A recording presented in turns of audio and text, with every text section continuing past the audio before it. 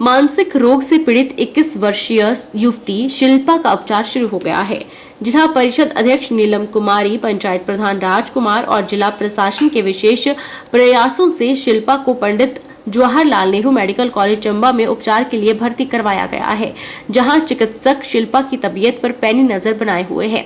2 दिन पूर्व social media पर तड़ौली गांव में रहने वाली शिल्पा का वीडियो वायरल हुआ था। शिल्पा मानसिक रोग से पीड़ित है और करीब 6 माह पहले उसके पिता का देहांत हो गया था। वहीं शिल्पा की मां सविता चलने फिरने में ज्यादा समर्थ नहीं है। वीडियो वायरल होते ही प्रतिनिधि शिल्पा के पास पहुंचे। विशेष प्रयास करके उसे कुटिया से बाहर निकालने के साथ नहलाया और नए कपड़े पहनाए गए। इसके बाद उसे तुरंत अपने वाहन में बिठाकर मेडिकल कॉलेज चंबा पहुंचाया गया, जहां वह उपचाराधीन है। नीलम ने बताया कि जनप्रतिनिधि लोगों की सेवा में हमेशा तत्पर है, लेकिन उनकी सहायता करना तभी संभव होगा जब उन्हें ऐसे मामलों की सूचना मिलेगी।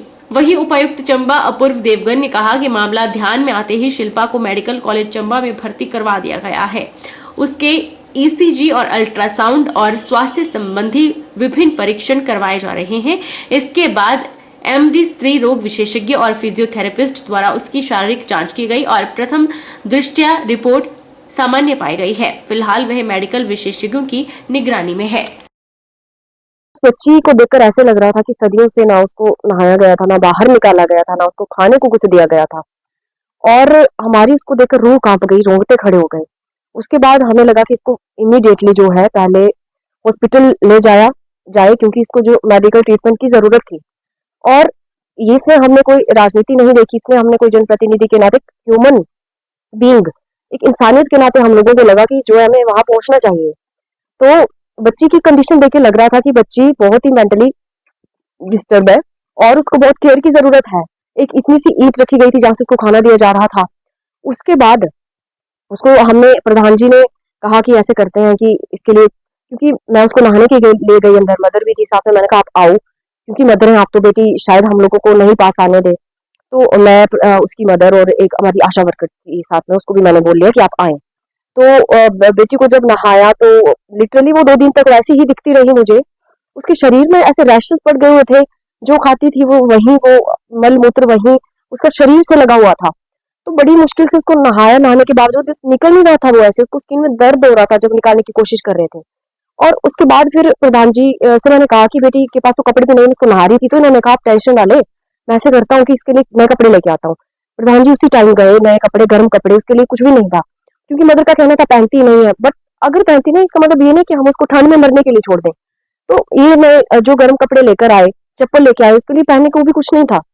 उसके बाद उसको जल्दी से तैयार करके हमने ये अपनी गाड़ी में हम उनके साथ गए और उस लड़की को पीठ पर उठाकर यहाँ हॉस्पिटल, पहले तो साइकियाट्रिस्ट के पास उसको कंसल्ट करवाया। उन्होंने कहा कि एक बार गायनी में भी दिखा लें, क्योंकि जो सिम्टम्स बच्ची के लग रहे थे, ऐसे लग रहा था उसके साथ मारपीट हुई हो या कुछ इस तरह के, कुछ ऐसे लग रहा था कि बच्ची बहुत ही जैसे हरासमेंट से जैसे जूझ रही हो।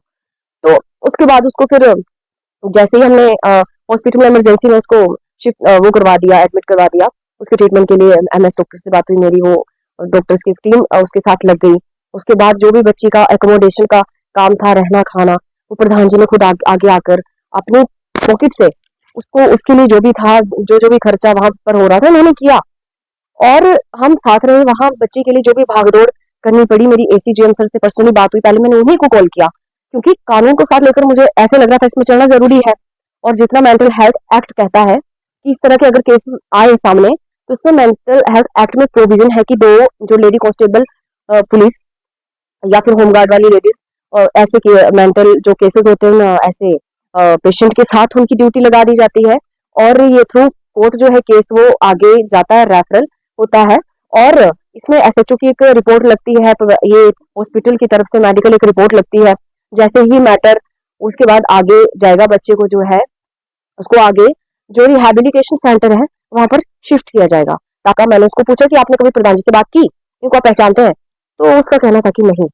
तो फिर वो कैसे कह सकते थे कि कोई सुनता नहीं है, जब तक बताएंगे नहीं तो कोई कैसे सुनेगा। जैसे ही रात को, हमारे लेट रात को ये मामला ध्यान में आया था, ज़िला प्रशासन की समस्त टीम इस कार्य में जुट गई थी। उसके अगले ही दिन जो प्रधान थे पंचायत के, वो मौके पे गए। उन्होंने देखा कि क्या स्थिति है वास्तविक, साथ में जो प्रशासन के अधिकारी है वो भी गए और हेल्थ की एक टीम वहाँ पे नियुक्त की गई, जिसमें डॉक्टर साहब ने मुआयना किया आगे और ये डिसीजन लिया गया स्थिति देखते हुए कि स्वास्थ्य जांच की आवश्यकता है। उनको पंडित जवाहरलाल नेहरू मेडिकल कॉलेज चंबा बच्ची को लाया गया, जहाँ पे उनके स्वास्थ्य की जांच की गई है विभिन्न स्पेशलिस्ट द्वारा।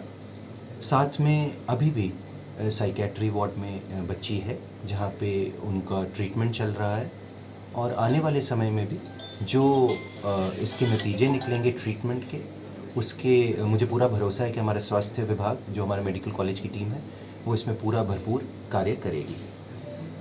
मेरा साथ में समस्त जनता से ये भी अनुरोध है कि अगर कोई भी मामला होता है आप हमारे ध्यान लाएं, तो उस पर ज़िला प्रशासन की टीम हमेशा तत्पर है कार्य करने के लिए।